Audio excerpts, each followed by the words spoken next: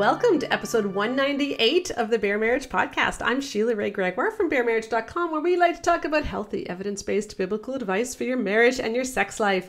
And I am joined today by one of my favorite people, probably my favorite person, my husband, Keith. Hey, everyone. And you haven't been here in a while. No. So this is great. Yeah, it's nice to be back. Yeah, but even though you haven't been on the podcast, you have been on the blog. I had quite a bit this month, right? Yeah, which is awesome because every month on the blog, at least on the good months when I'm organized, I like to do a series where I write, 4 or 5, 6 posts about a specific thing so that we can go in depth. I've done series on direct communication, on how to get out of a rut in your sex life, on orgasm, all kinds of fun things. And this month, you and I have been talking a lot behind the scenes about some of the things that have really been bugging you. Mm-hmm. And you asked if you could write the series. Yeah. And I'm like, well, yeah, because then I don't have to do as much work. So that is awesome. And boys, was it ever well received? Yeah, I think people really liked what I was saying. Yeah. So you wrote your series on the Danvers Statement, the 4 ways that it can go wrong. And we're going to get to that in a minute. Mm-hmm. But before we do, as always, I just want to do a special thank you to the people who help make everything that we do possible, which is our patrons. They are amazing. We have quite a few hundred of them now, and we have so much fun in our Facebook group, our private Facebook group, and you can join for as little as $5 a month. Some people give a lot more than that. Some people are just along for the ride, and that's wonderful too. But their money helps support our research. It funded the research for She Deserves Better. It funds the one sheets, the downloads that we've made recently on, most recently, The Power of a Praying Wife.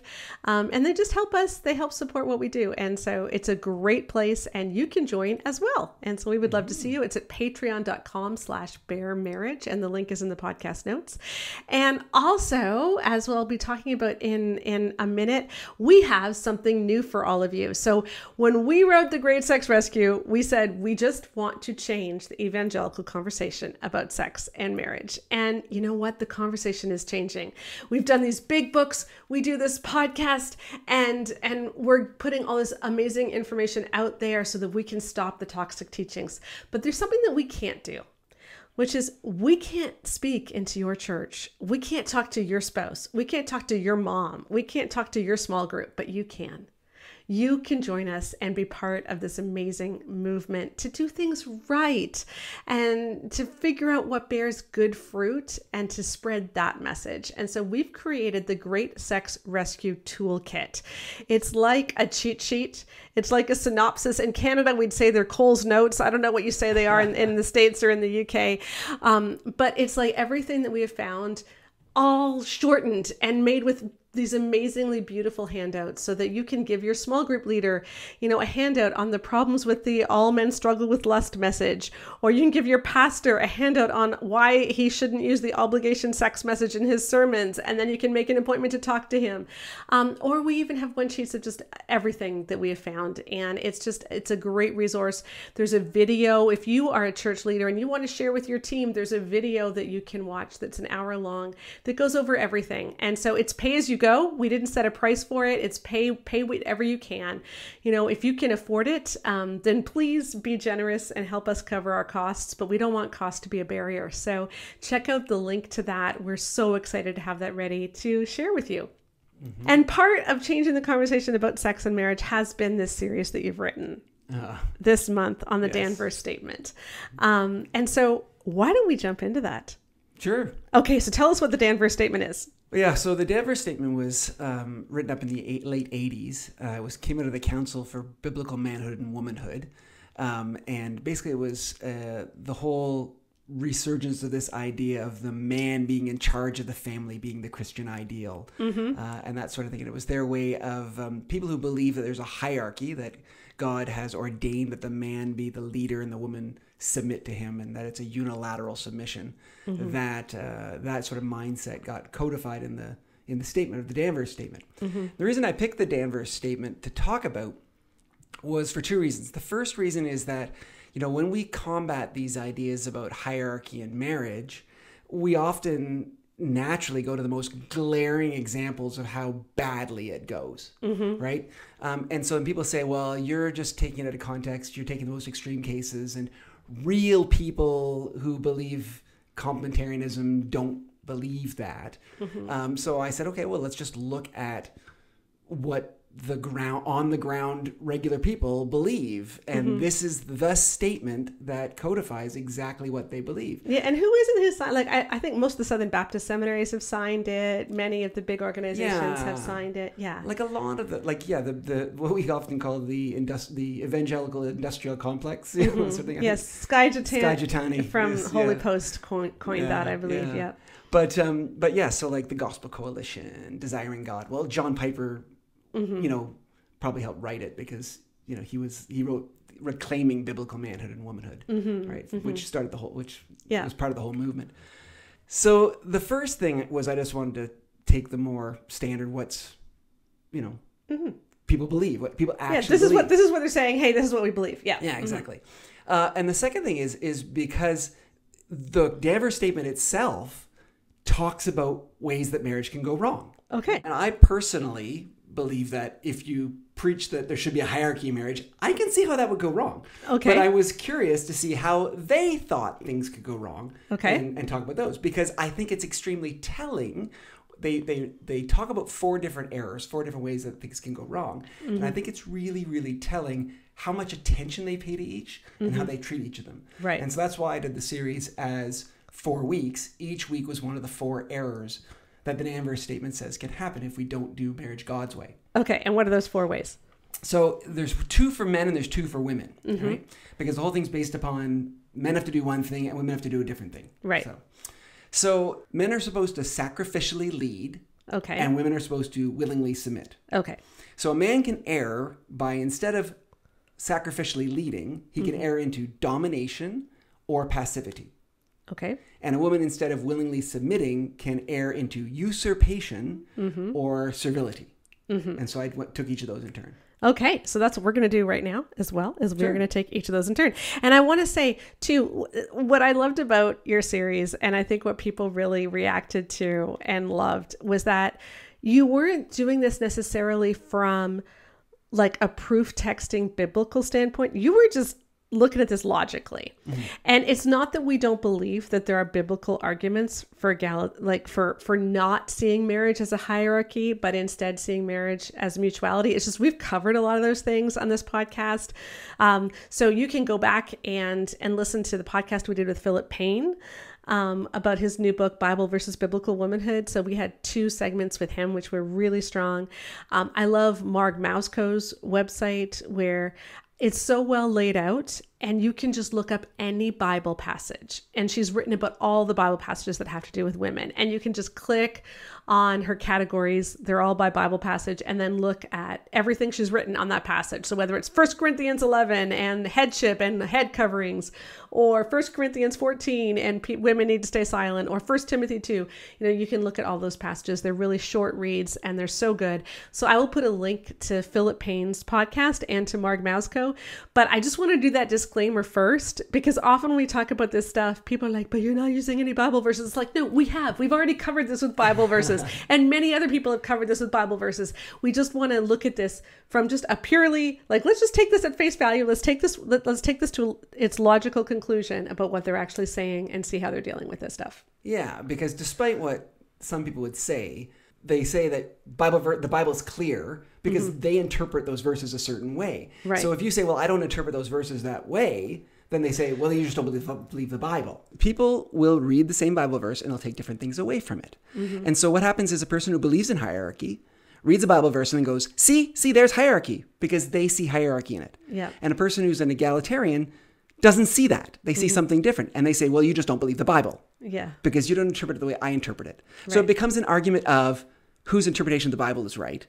So if we're disagreeing about what the interpretation is, let's look at which one makes more sense. And let's look at which one philosophically follows through and is consistent. And if your way of doing things is inconsistent, then maybe you're not interpreting the Bible right. Right. And that's what your series did. So, we looked at these issues from the idea of good fruit. So what bears the best outcomes?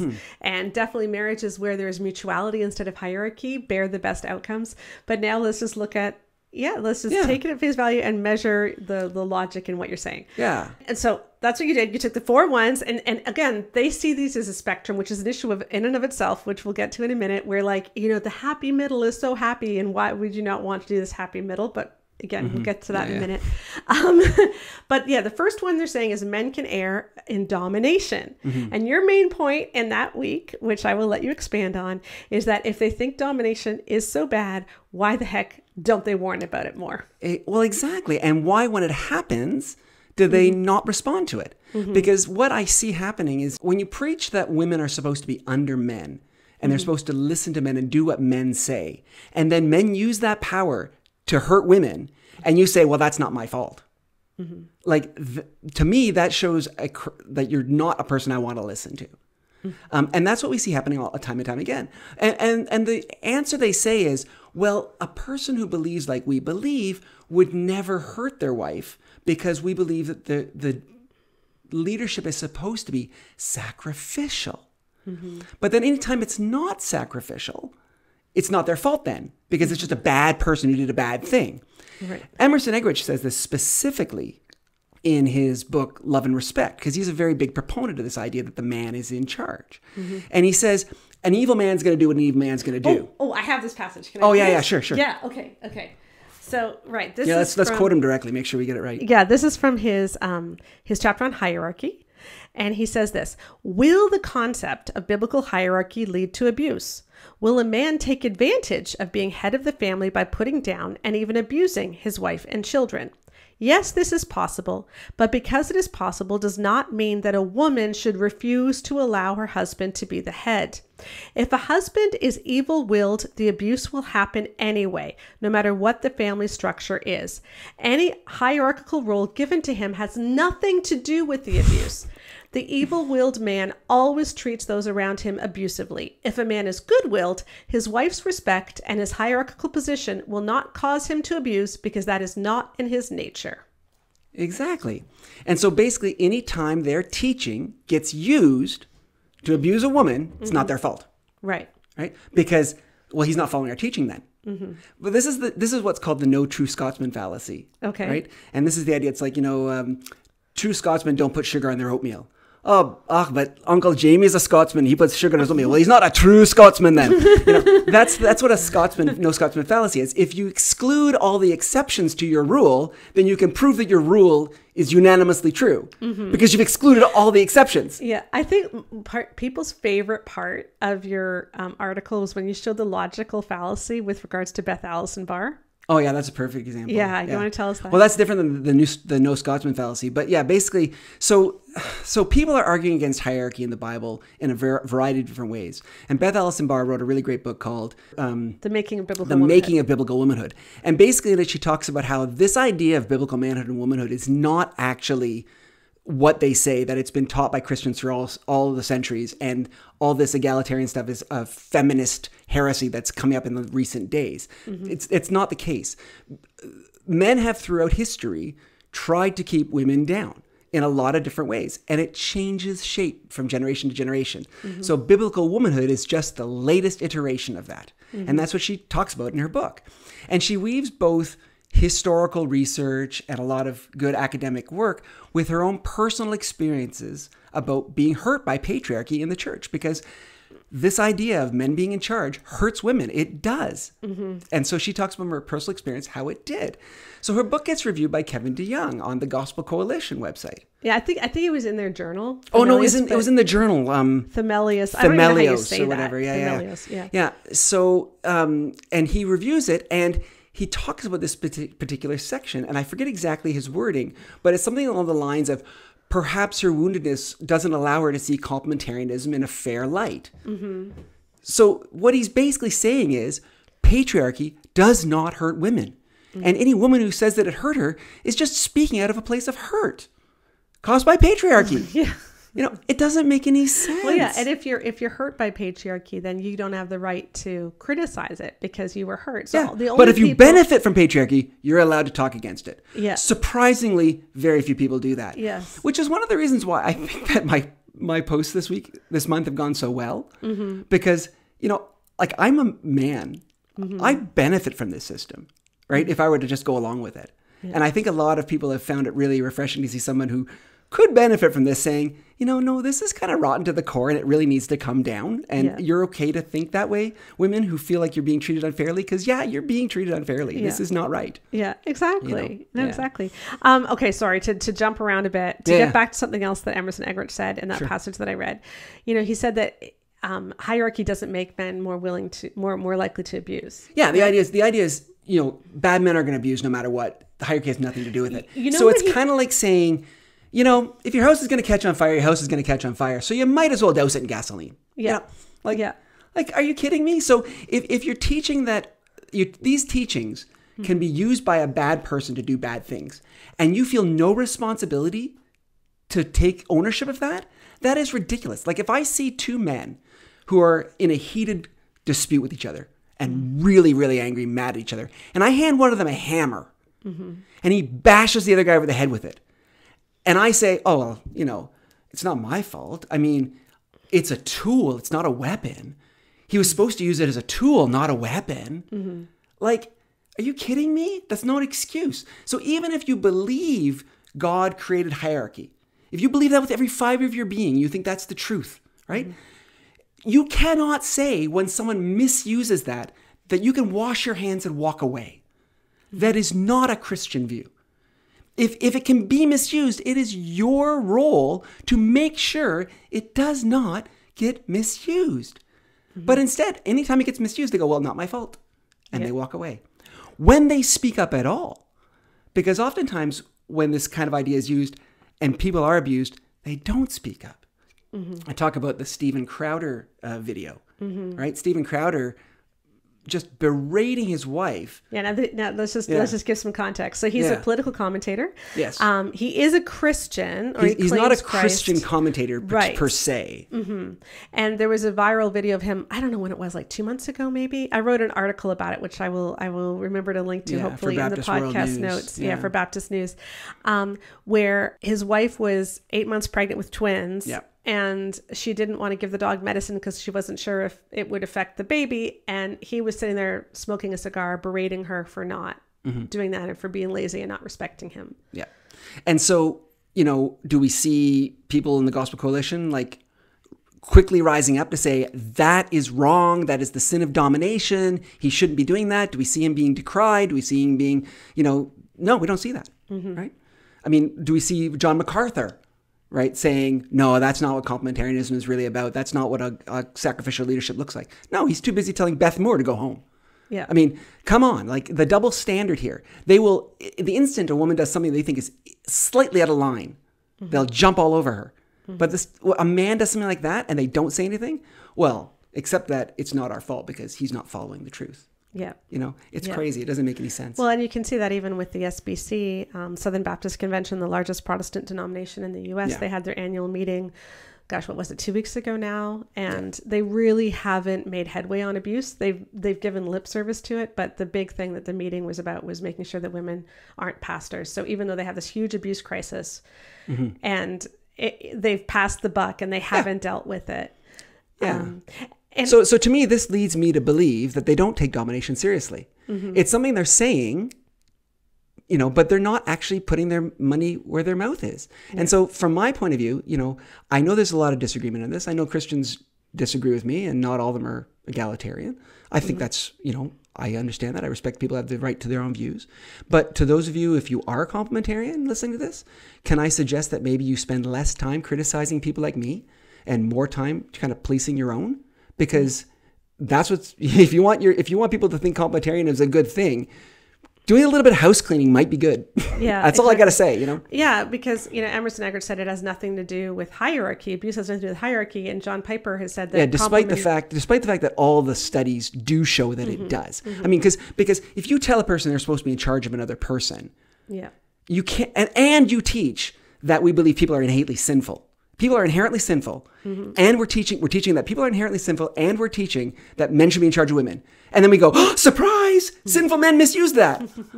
Are you kidding me? Yeah. Like, you don't get to do that. Like, if you believe those things, you need to expect it. You need to anticipate it, and you need to be on top of it. And the fact that they aren't, to me, suggests this is not really about sacrificial leadership. It's about keeping women under men. Yeah. End of story, in my mind. Yeah, that's the aim. Okay, let's move on to number 2. Passivity. So, and I believe that your main point with passivity is that they're not actually concerned with men being engaged people in the family. They're simply concerned with men not being in charge. Yes, this is a broken record. So as we go through each of the 4 errors, the errors are all that women need to submit. Okay, so even when women are being dominated by their husbands, there's no relief for them. They're told submit more. They're told win in without words. They're told go back to your abuser, but maybe get the church to help out. Yep. Keep them accountable, but submit anyway. With passivity, they're told that's your fault too. Okay, and because how does that because work? if a man's not leading enough, it's because he doesn't feel supported enough by you. And that was what the Ligon Duncan post was about.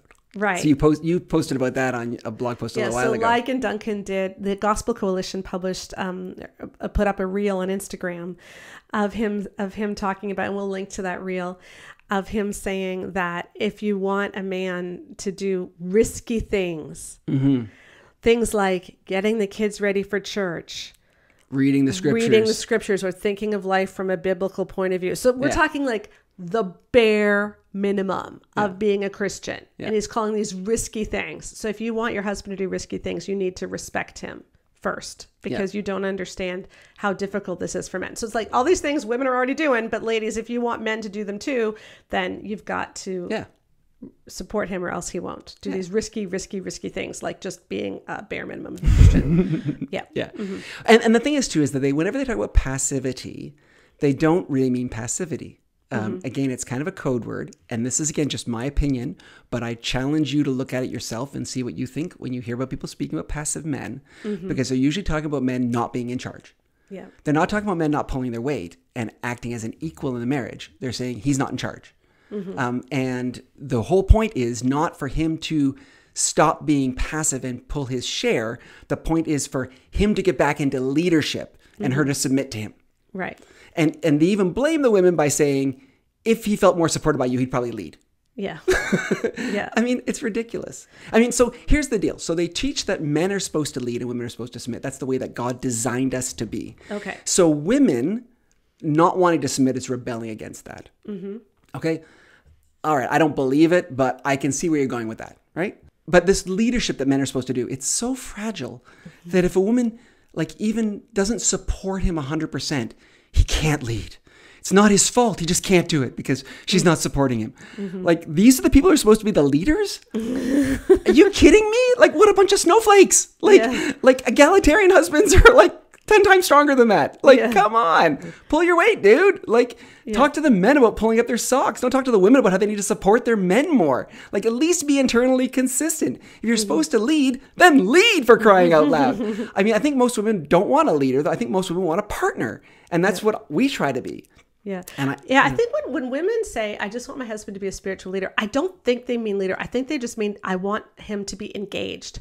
I want someone who's actually taking the initiative and being proactive and thinking, okay, you know what? We really should be talking to our kids more about God. Let's just pray after dinner, or let's have some neat conversations at dinner where we share our highs and our lows, and let's connect with the kids. She's not looking for a leader. She just doesn't want to have to do all this herself. That's right. And the thing is, it probably she's never been taught anything else. It's either he's a leader or he's disengaged. Because to be honest, that's a lot of times what happens in these circles. Because guess what? When you teach that men are supposed to be in charge of women, right? It's going to naturally lead to domination or passivity. Because this is what I said in the article. They talk about it as a spectrum where on the one hand is domination, on the other hand is passivity. But they're not two ends of a spectrum. They're actually two sides of the same coin. Okay. Men being in charge. Right? I think the way I worded it in the blog post was, if you preach that men are supposed to be in charge, then when women don't let them be in charge, you should not be surprised that they rail and rant and get angry and dominate. But neither should we be surprised when women do let them, that they become indolent and passive, because that's the reality of the way that human beings work. Yeah. If you teach a man he's supposed to be an equal, that the two of them are supposed to work together under God, they're supposed to each bring their gifts, their complementing, personalities and insights into the marriage, and the two of them under God work together as equals to build something great. You're going to build a great marriage. Yeah. But if you teach a man he's supposed to be in charge and she needs to listen to him, even if he doesn't deserve that respect, how are you going to be healthy? She's either going to respect him, in which case he's going to go, well, great, I'm the cat's meow. Or she's not going to respect him, in which he's going to say, hey, woman, Emerson Eggerichs says you need to submit to me. You know what I mean? It's crazy. Yeah, because it's not actually teaching guys to be engaged. It's teaching guys, hey, you, by nature of you having a penis, you get to have what you want. Mm-hmm. Yeah. And the subtle teaching is that if men can't be in charge, then they will just disengage. Yeah, they'll take their ball and go home. This is what's said all the time. No wonder there's so many disengaged men. Women are not letting men be men. Mm-hmm. Right? So basically what that implies is that a man cannot be an equal partner. Mm-hmm. He cannot share a relationship with a woman as an equal and see her at eye level, on the same level as him, and work together with her to make a good marriage. He either has to be in charge, or he's going to not be able to, he's just going to disengage, because he either has to be in charge or not. Yeah. And I just think that is a horribly low view of men. I think that I'm not that kind of man.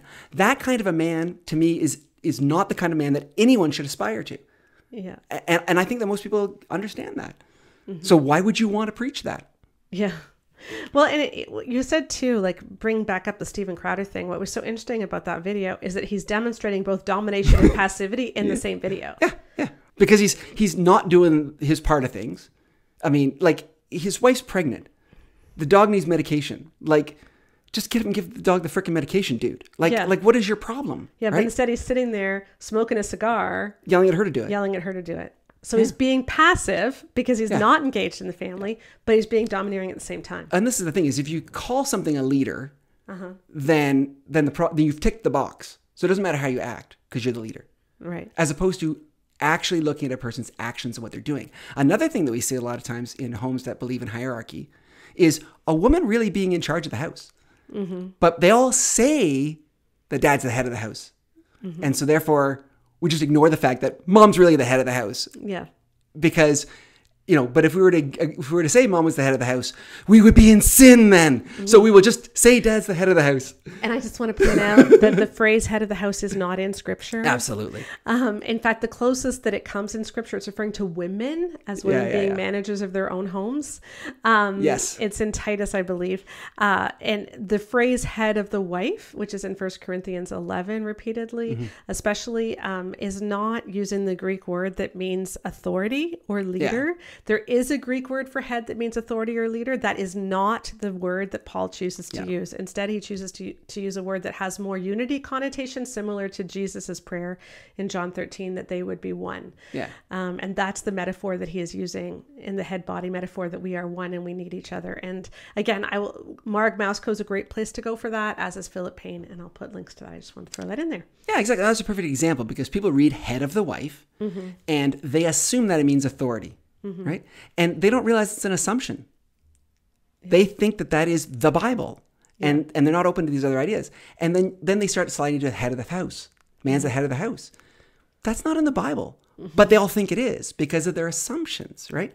So if you look at the word there, it's kephale, or kephale, I'm not sure you pronounce it in Greek, but the word for the woman managing her household is oikodespotes. Yeah. It has the word despot in it, right? Yes. Okay, so there's more of a connotation of authority in the word for the woman than for the man, right? The word despot's actually in there, right? Yeah. So very, very funny. I don't think it means the woman's supposed to be a despot in her house. No. The point I'm trying to say is that if you decide that this is the way it's supposed to be, and you say you believe that, but you don't actually live it out, that's okay. Somehow that's okay. Mm-hmm. And that doesn't make sense to me. It either has to work or doesn't have to work. So people who say, well, I would never take it to that level, so therefore don't criticize this belief. Well, some people will take it to that level, right? I had a woman arguing with me on Facebook in the post, that talking about how Sarah called her husband Lord. So it's like, this is not a unity, because this is not about unity. This is about submission. Sarah called her husband the Lord. Okay, that means that you believe that all Christian women everywhere should refer to their husbands as Lord. You believe that, like Sarah, they should let their husbands sell them into a harem for an Egyptian king to save his own skin, and we should praise him for that. Like, that's what the Bible says. So don't tell me about these Bible verses and take them out of context like that. Yeah. Right? That you've got to look at the whole picture. So if it takes you down a bad pathway, don't say, well, just come down the bad pathway a little bit, but not so far. Don't go on the bad pathway. You don't need to. There's lots of good evidence for an egalitarian view in the scriptures. Yeah, exactly. All right. You want to turn to the women? So the women, yeah. So the third men one can be dominating or passive. And if men are dominating, women need to submit still. And if they're passive, women need to submit more. Right. And then women can usurp or be servile. Yes. And the usurpation one, people really liked this post. Yes. They like the Sesame Street thing. Yes. Because why don't you explain the Sesame Street one? So I think I saw somewhere in the post that it like when I see these 4 errors, it's like the Sesame Street song, one of these things is not like the other. It comes into my head, right? Because the other 3 are all like, by which you mean domination, passivity, and servility. Yes. They're all, sort of character traits. Okay. That a person can have. And you can make an argument they're bad, right? So you shouldn't be dominating, you shouldn't be passive, you shouldn't be servile. And that would apply to men or women. Like, we just recognize them as universally wrong, right? But usurpation is its own little category, right? And this is actually something that's philosophically called begging the question. Okay. Now, people often use the expression begging the question incorrectly. They use it to mean prompts the question, like, oh, but if you were there, then that begs the question, da da da. And what they mean is that prompts me to ask you. But that's not what begs the question means. So begs the question is actually a philosophical form of circular reasoning, where you assert your belief and use the assertion of your belief to prove your belief. Okay. Okay. And the reason this is begging the question is because that usurpation can only happen if one person is usurping authority that they're not meant to have from another person who's meant to have it. So basically what people are saying is, we believe in hierarchy between men and women. And if women err, they might disrupt the hierarchy that we believe in. That's an error that could happen if they stop believing in the hierarchy that we preach. Right. Do you see how it's circular? Yeah. Right? Like, it's only, usurpation is only a sin if you believe it's possible to usurp. Right? So, and I understand that they believe that women should be under men, but you can't use that to prove your argument. That's called circular reasoning, right? So what's the horrible sin women will go into? And there's no word they can put there, because any word they put there, how would it be a sin for a woman to stand up for herself? How would it be a sin for a woman to say, to want her needs met in a relationship? How would it be a sin for a woman to, these things, they can't say those things because they would so clearly, obviously be a wrong thing to think of as a sin. So they say usurpation. You shouldn't usurp. And so women feel bad when they usurp their husband's authority. And it's just terrible. And again, I know the vast majority of guys who believe this way are not going to mistreat their wives. They're going to be decent guys, and they're going to try their best to lead sacrificially and do that kind of stuff they're going to do. But some of them are going to expect their wives to submit in ways that are not appropriate. And you just, when you start talking about usurpation, what does that tell a woman about her place in this marriage? Yeah. I mean, just think about that. That is so incredibly profound that there's it's just, I would never want to be in a relationship where you felt like you had to be afraid of what you said to me because you don't want to overstep your bounds. I want you to be you. I want you to be all of you. I want you to be, I want 100% of you. I don't want you holding back on me. And to me, that just sounds like holding back. I can't imagine that. Yeah. What I love too that you said in that post is that if a woman wants to be an equal partner, she is considered to be grasping for power and being selfish because she wants power. But if a man wants to have power over his wife, he's considered righteous and good. Yeah. I mean, it's total double standard. Yeah. It's a total double standard. Yeah. So a man can want power and not be grasping for power. But if a woman merely wants equality, then she's grasping for power. Yeah. Yeah, exactly. If she just simply wants to be treated as an equal. Yeah, exactly. So if she wants to be an equal, she's usurping. Yeah. Because you're not supposed to be equal, you're supposed to be submitting. Yeah. I mean, and I think most of them probably live like equals, right? But again, it's like, I'm a doctor, okay, right? So if there's a drug that really doesn't do anything to help you, but every once in a while, it really, really hurts you badly, I'm not going to give that drug to anybody, like never. So to me, you got to show me that this way of looking at things is going to give some real serious benefits for the risks that you're putting to people at. And again, most of the evidence is showing that it does not bring benefits. Yeah. The more you believe it, the more it hurts you. It's just that people don't really totally put it to practice, and so they don't really see how bad it is a lot of the time, in my mind. Yeah, I am in the middle of writing an op-ed on some of the actual findings about whether or not complementarian men do better, because there's been a lot of conversation about that, especially lately. This week, Nancy Pearcey's new book, The Toxic War on Masculinity, launched, and in it, she was claiming that complementarian men do best. Josh Howerton said that last year in a viral Twitter thread. He's a SBC megachurch pastor from Texas, and then also in an article for the Gospel Coalition. And we already looked at how the research that he quoted from doesn't actually say that. It in fact says the opposite. And so we're going to be writing a longer thread about that, because Joanna's uncovered some amazing new data from even some more data sets showing again that we are misreading what complementarianism is in a lot of these surveys, and we're actually not measuring complementarianism, and then we're saying, hey, complementarians do better. It's like, no, it doesn't work that way. So I don't know if that's going to be out at the same time as this podcast is out, because we're recording this ahead of time, but in the next week it should be out. And if you are part of my email list or part of the blog, you will see it. So please sign up for our email list. If you just go to baremarriage.com, there's an email sign up on the very front page, and then you will see that op-ed and just everything else that I write. So that's great. Yeah. Well, the toxic masculinity thing is a perfect example, right? Okay. Because, to me, there is a form of masculinity that's toxic, right? But people say if you talk about toxic masculinity, you just hate men.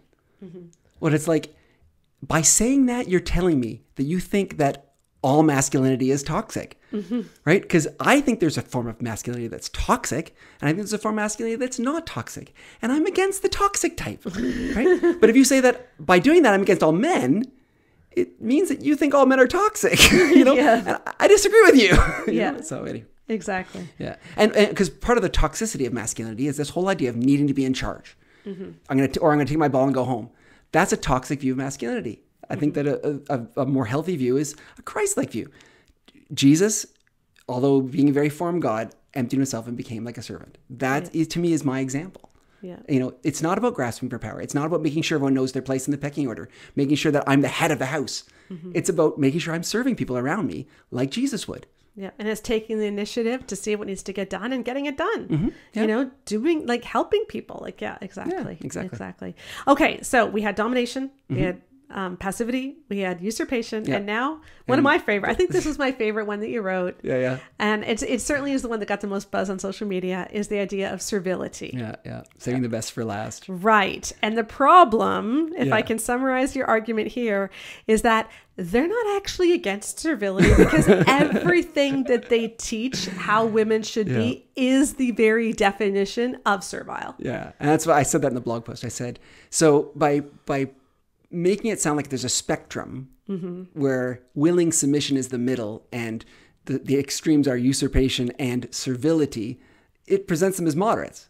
We don't want women to be servile. We just want them to willingly submit. But then when you look at actually what they teach in their books and in their sermons, spoiler alert, it looks like servility. It really does. And at what point does a woman abase herself so much that she's now being servile? I don't see a line in that. I don't see that. I mean, I don't know if you want to talk about the Emerson Eggerichs part that I quote him in his book, where he talks about a woman who is confronting her husband who's a workaholic, and he tells her how to confront him. And it's this big long thing where she's supposed to quietly go in and say nice things to him. And oh yeah, sure, we can read it if you want. It's on page 316, I think. Here's what you're supposed to say. Your children need you at home more. You have a unique influence on him. in certain areas, nobody matters to him as much as you do. It may not appear that way to you, but your positive presence has the power to mold your kids. I know you are swamped and have little time, but I also know that you want to give him that part of you that no one else can give him. Thank you. So here's a woman who has a big problem with the workaholic husband, and that's how she's supposed to, and she's allowed to say that, and then she must be silent for 10 to 20 days. Yeah. And he even says, don't ever let him know that what you're really thinking is that he's an idiot, and if he doesn't smarten up, he's going to ruin the whole family. Yeah. But don't ever let him know that. Yeah. It's like, that's how bad it is, but you have to keep all that inside and say all these nice things about how you're such a positive influence and all that stuff, and then say, you would be really great if you could do this. Thank you. Yeah. And then it says, don't say anything again for 10 to 20 days. Yeah, and it even gives him an out. Like, I know the reason you're not doing this is because, like, it gives him excuses for why he's not doing exactly. it. Yeah. This is what they expect how a leader is supposed to be addressed. The people I know who are good leaders, they look for feedback. And they don't care if the feedback's good or bad, because all feedback is good feedback, right? Like, don't be disrespectful. Don't come and yell at the guy and berate him and treat him badly and stuff like that. But like, this is servile, right? Like, I'm glad that when I'm being a dork, you like call me on it, just like I call you. And what's the definition of servility again? I know you looked it up. It's an excessive willingness to serve or please other people. Okay. Right? So excessive, like, where's the bar? Like, when does it become excessive? If this is what they expect, right? Yeah. And you're not supposed to say anything again for 10 to 20 days. And then when you bring it up again, say, just a gentle, friendly reminder about how you're important to us. It's like, I am so glad that when I'm getting off base, you don't have a problem talking to me about it. Yeah. I want to hear from you. Yeah. When you're going off base, I'm going to tell you about it. Now, we're going to be respectful to each other, but I don't expect you to come to me like that. I would never want to be in a relationship where a woman felt like she had to come to me like that. Yeah. I mean, what kind of man wants his wife to feel like that's the way she has to act around him? She has to jump through all those hoops. She has to be so gentle on his ego. She has to like make sure she, says all these nice things and then doesn't really push him too hard. Like, this is what God's great leader for the family? He needs to hear that, otherwise he can't lead? I mean, it's so inconsistent. If you're a leader, you shouldn't have to be treated like that. Why do they want women to treat you like that? Because they're not interested in making good leaders. They're interested in keeping women subjugated to men. End of story. Yep. Here, can I read you some other examples? Sure. Yeah. These are some great things. These are Christian teachings of what submission looks like. Okay, so I want to read some clips from Martha Peace's book, The Excellent Wife. This is a really, really dangerous book. Like, as much as we criticize Love and Respect, this one is way worse. This book still sells incredibly well. It's heavily promoted in some biblical counseling circles, especially with the ACBC. And again, biblical counseling does not mean Christians who are counselors. Biblical counseling is a specific method of counseling that says only the Bible is okay and has a very hierarchical way of looking at problems and sees everything as a failure in terms of not enough faith or sin. So they don't really look at trauma. Now, some biblical counselors are starting to, but the original biblical counselors did not. And this book is very much in that line. So this is a very dangerous book. And here's what she has to say about submission. In considering the scope of submission in everything, Ephesians 5:24, means in all areas of life, such as finances, decorating the house, the length of her hair, what to have for supper, and discipline of the children. A wife must obey her husband unless he asks her to sin. So it's not even about submission, it's about obedience.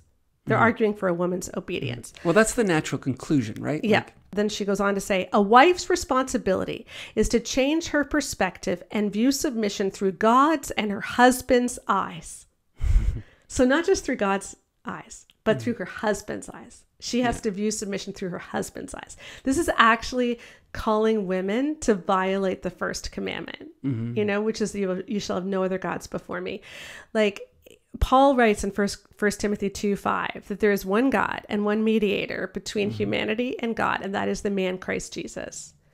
And this has actually set women up to have another mediator. It's just like the umbrellas of authority that they talked about in the docuseries Shiny Happy People that Bill Gothard wrote about how, and those umbrellas, by the way, make no sense. like just from a logical standpoint, because so the biggest umbrella is Jesus, which is over everything, or God, right? Now, if you have a huge umbrella that's over everything, why do you even need smaller umbrellas? Yeah. Like the big umbrella is already protecting you. You have this big umbrella that's Jesus, and then under that you have the husband's umbrella of authority. Slightly smaller. Yes, Yeah. and then you have the wife's under that, and then you have the children and presumably the dog under that, right?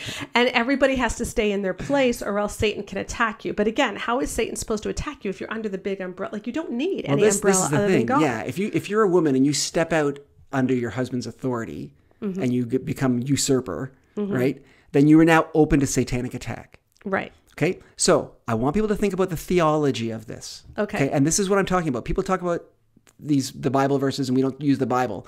Think of the theology of what this is saying. So there's the umbrella of God. It's covering everybody. Then there's the umbrella of the husband. If the wife steps out from the husband's umbrella, she's able to be attacked by a Satan. So what that's saying is that the husband's umbrella is effective to protect her from the attacks of Satan, but the umbrella of God is not. Like if she steps out from the husband's umbrella is stronger than God's umbrella, because she's still under God's umbrella if she steps out from under the husband's umbrella, but she can still be attacked by Satan. Yeah. Like, is God not sufficient? What is this saying? The theology of it is so wrong. Yeah. Okay. So let's read this. So she's supposed to view submission through God's and her husband's eyes. The husband is the head of the home. Again, Bible does not say that. And the wife is to submit to even very small and seemingly unimportant requests or directives from him because they are important to him. Unless she is providentially hindered, so unless she gets a broken leg or something and so she gets to not have to do it, her failure to comply is not only insubordination to her husband, but disobedience to God. So if you want me to do something really little and I decide that I don't want to, I'm actually disobeying God. Yeah, that's right. Because I want it. Because I'm you your husband. are, in our marriage, you are God to me. Well, you could definitely read it that way, for sure. Yeah. You're definitely the way you serve God. You serve God through serving your husband. So I become an idol, in a sense. Yeah. Yeah. Exactly. Which again violates the commandments. Yeah, totally. It's telling women they should have idols before God. And this is how she wraps it up. In the event that submission does not turn out well, the wife can have the comfort of knowing that she was pleasing to her Lord, and whatever suffering she undergoes will be for doing what is right. Yeah. So if she suffers, if her husband hurts her or abuses her, that's pleasing to the Lord. Yeah, exactly. Because her obeying her husband is the same as obeying God. So basically we're preaching women need to be under men. And a woman comes to you and says, Pastor, my husband is not treating me well. Let's say it's not abuse. Let's just say he's nasty and he's not a nice person. Yeah. And you say to her, read this book, The Excellent Wife, and go back. And then she comes back to you a year later and says, I read it, I put everything in place. He's still not nice to me. My life is still really bad. And he says, you have the treasure of knowing you're obeying God in heaven. Go, be warm and well fed. Right? That's exactly out of James. Yeah. Right? How can you say to a person who's suffering, go and be well, knowing your reward is going to be in heaven? That is the antithesis of a Christian response. Right? What does Jeremiah say? Woe to those who say peace, peace, where there is no peace. Where you bind, you ignore the wounds of my people. So if you believe women are supposed to be subject to men, and women are getting hurt by it, and you say to them, well, at least you'll have your reward in heaven. What a cop-out. Which is what Emerson Eggerichs says every time a woman submits to a very harsh husband. And the definition of harsh, like if you read his description, it is at least an emotionally abusive man. He says 1 billion angels celebrate. Yeah. Okay. So again, I just want to say that what Martha Peace is saying about how obeying him in the tiny things, that's not servile. Yeah, exactly. Right? Because that's what you're saying. That's the definition of submission. Yes, because this is just willing submission. Remember, servility is bad. So if they're telling you to do it, this can't be servility. Well, there's even one in The Power of the Praying Wife where she basically says, he tells her, I want pork chops tonight. Yeah. And then he gets home and he says, actually, I don't feel like pork chops. I want chicken. Yeah. And the expectation is, in the Power of a Praying Wife, which we talked about last week on the podcast. And by the way, thank you so much for we had no idea that podcast was going to go as big as it did. Like, we really struck a nerve. And I know Sarah McDougall and Gretchen Baskerville were really blown away by the response to that as well. So if you haven't listened to it, please do. It was a really important podcast about prayer and the problems with power of praying wife. But in her book, Stormy O'Martian tells the story of how, and this happened frequently, apparently. So her husband would call her from work and say, hey, you know what I really want for dinner? I want this chicken dish. And she would go to the store. She would buy the stuff. She would prepare the chicken dish. He would walk in the door and say, nah, I've changed my mind. I want this instead.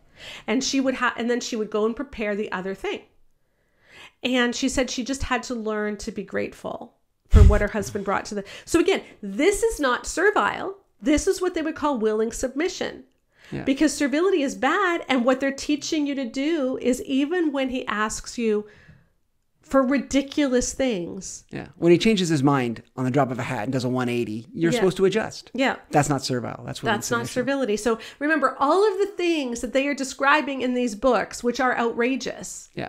They would not say those are servile. Yeah. Because this is what they're expecting women to do this, which means they think this is the proper thing, which means they think this is what willing submission looks like. It does not look, this isn't servility. Exactly. And again, I would say that people out there who do believe in hierarchy, don't come back to me or Sheila now and say, that's not what we believe. That's not what we believe.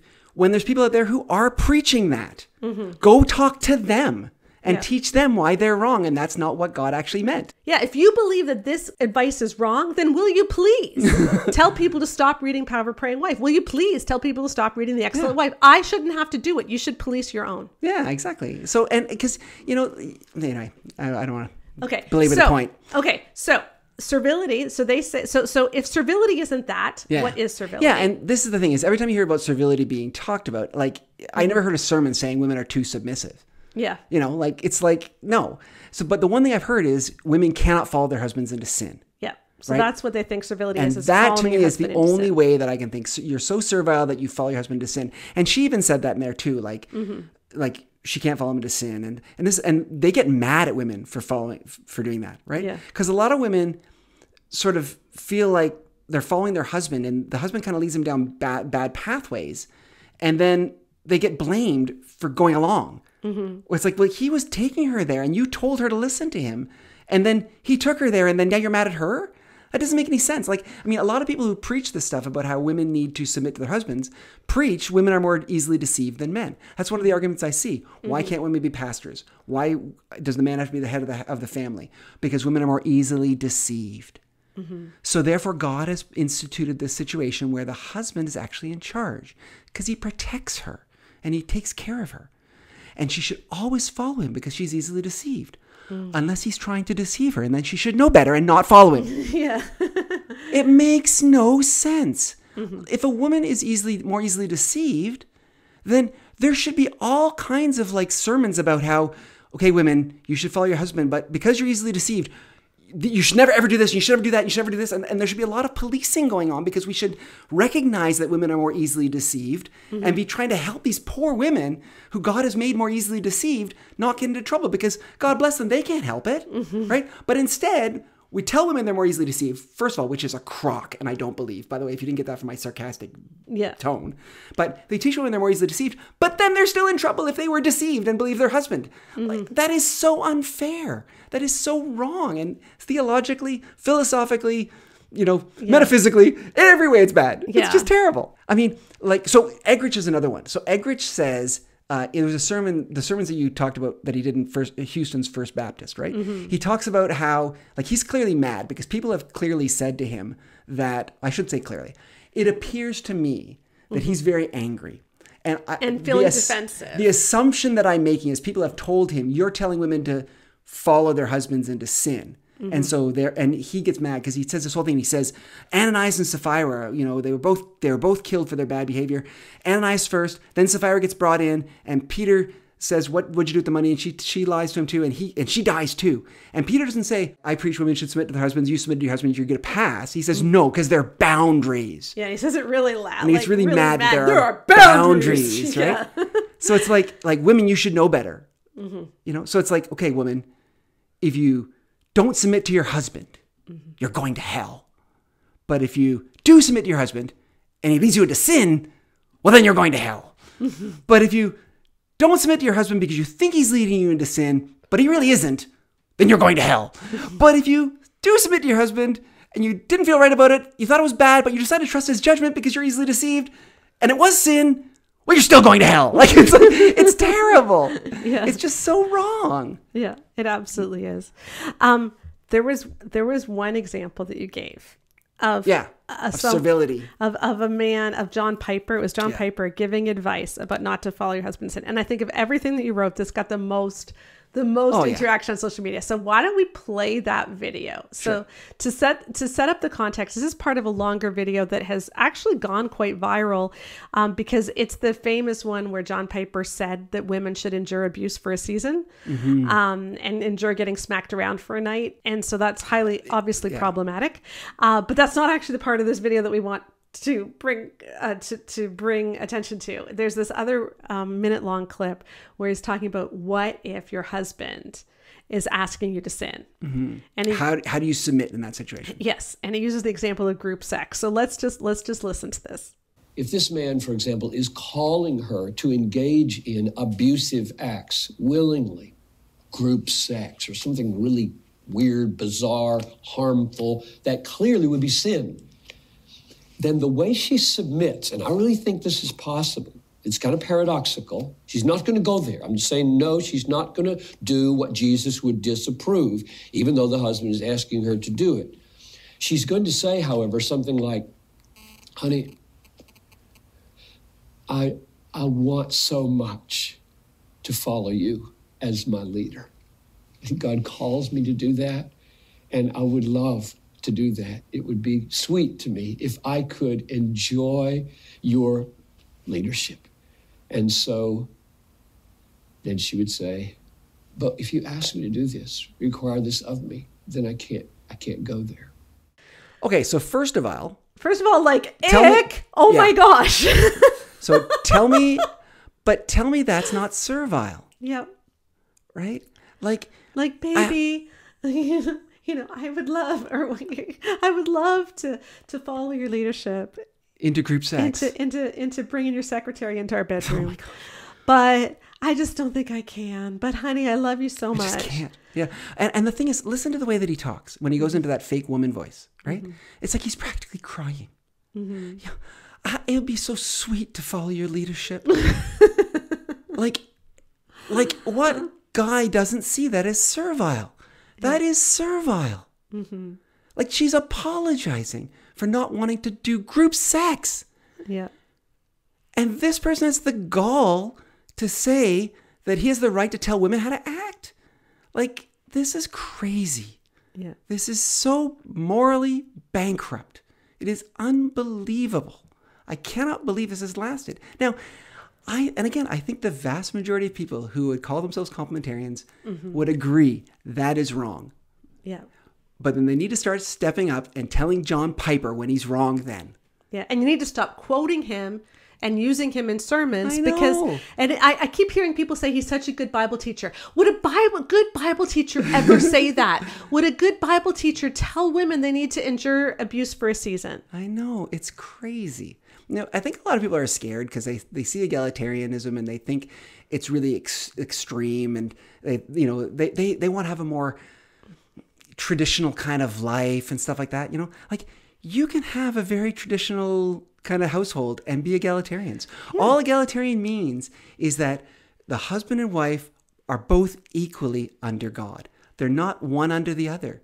We're both equally under God, and we're striving to follow Jesus. And if in your family he brings home the bacon and she fries it up on the stove, that's fine. Yeah. But don't say that she needs to do whatever he says, or else they're not following the Lord. That's crazy, especially when it brings such heartache. And when heartache does come, step up and say, that's never what God intended. Please, please. Yeah, because there is just a more beautiful way of doing this. Yeah. Like I think of the start of Hebrews 12, right? Therefore, since we are surrounded by so great a cloud of witnesses, let us throw aside every weight like a lot of these teachings and the sin which so easily entangles, and let us run with perseverance the race that is set before us, looking to Jesus, the author and perfecter of our faith. It is Jesus who is the perfecter of our faith, both men and women. It is Jesus that we are to be looking to, both men and women. And what a beautiful picture of marriage for like a husband and wife to side by side, holding hands, aiming for Jesus. That is who we're following. That is who we're allowing to lead us. And we are serving each other as we follow Jesus. Like, how is that an unbiblical way of looking at it? Exactly. And it works better. The studies show it works better. Yeah. Like, hierarchy is inherently dangerous. It really denies women their personhood. You know, when you say, hey, you're not supposed to bring things up, you have to be basically, you know, like what Emerson Eggerichs was describing, you can't share most of what you're feeling with your husband because that would be usurping. That would be not respecting him. And I want you to know everything I'm thinking. And I want to know what you're thinking. Yeah. Absolutely. Like, that's how we get intimacy. I don't have to hide who I am to you. Yeah, because it might upset me. Yeah. Right. And I certainly don't want you to like be always like, if I'm becoming a workaholic, I don't want you to be afraid to come and talk to me about that. I feel like you have to protect me. Like, I want you to, like, iron sharpens iron. Like, this is what we want to do for each other. Yeah. And so anyway, that's just what we wanted to share. I really loved your series this month, and we will put the link. I'll put the link to the first post in the podcast notes. And then when you scroll to the bottom after you've read it, there's links to the other 3 on domination, passivity, usurpation, and servility. Really good. And I really pray that the evangelical church will wake up and we'll move towards, you know, what is really real health and wholeness as we serve Jesus together. That is a beautiful picture. So if you want to be part of that with us, remember to check out our toolkit, which is brand new and it's available now. And yeah, we just had an amazing couple help us and design it beautifully. It's so cool. So you'll want to get your hands on those handouts that you can give to friends, to pastors, to small group leaders, and help spread the message. And if you like what Keith had to say, remember that he is the amazing co-author of our book, The Good Guy's Guide to Great Sex. And we did that together. We are about to start writing our marriage book together, which is going to be awesome. But The Good Guy's Guide to Great Sex, Good Girl's Guide to Great Sex, they make awesome bridal shower gifts. Let's make those the bridal shower gift so that in 10 years, nobody needs the Great Sex Rescue. Yes. So thank you for joining us. We have 2 more podcasts coming up to end this season before we take a month off. And they're going to be fun. We've already recorded next week's. Rebecca and Joanne and I are talking about Jane Austen's marriage advice. So we're all Jane Austen fans. So we go in deep into Pride and Prejudice, Sense and Sensibility, Emma, Persuasion, Mansfield Park. I think Joanna talked about Northanger Abbey, but I've never been able to get through that one. But anyway, you know, so that's super fun. And then the week after that, Rebecca and we are having our Brio Magazine pajama party, where we are looking at Focus on the Family's Brio Magazine and the advice they gave to teenage girls for so long. So that is going to be ending this season before we begin our next season in mid-August. So keep your eye out for that. And maybe you can write another series for us sometime. This one's been awesome. Thanks. All right. Bye-bye. Bye. See you soon.